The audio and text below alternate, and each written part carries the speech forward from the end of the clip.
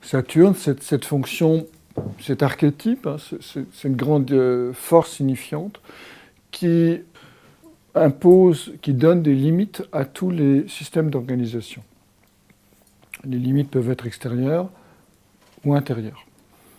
Les limites extérieures, c'est la peau, les limites intérieures, c'est les os, sur le plan biologique.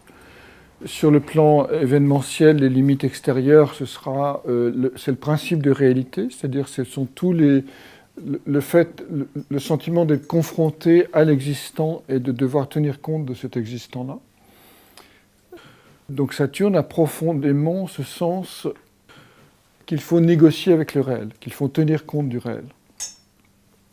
Alors que Jupiter, il a l'impression que tout est possible et que rien ne va jamais l'arrêter.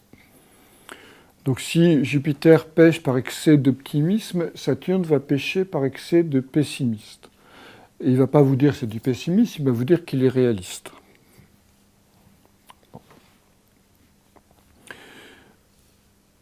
Donc Saturne, c'est cette capacité à mettre des limites, à s'organiser dans la durée. Autant Jupiter, c'est l'espace, autant Saturne, ce sera le temps. Le temps, ça veut dire que c'est quelqu'un qui ambitionne, qui est ambitieux, mais qui voit sa réussite sur le long terme, qui planifie ses projets de A à Z, voir son existence de A à Z. Il a tendance à organiser sa vie sur le long terme. Donc il y a une ambition intériorisée chez Saturne, il y a une ambition extériorisée chez Jupiter. Autant on peut parler d'extraversion pour Jupiter, autant on peut parler d'introversion pour Saturne.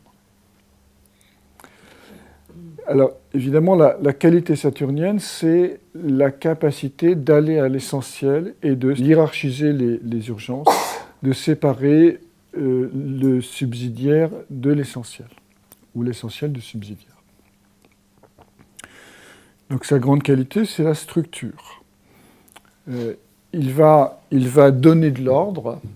En d'autres termes, il va ordonner. Et ordonner, c'est donner de l'ordre, c'est-à-dire c'est permettre un retour vers le soleil.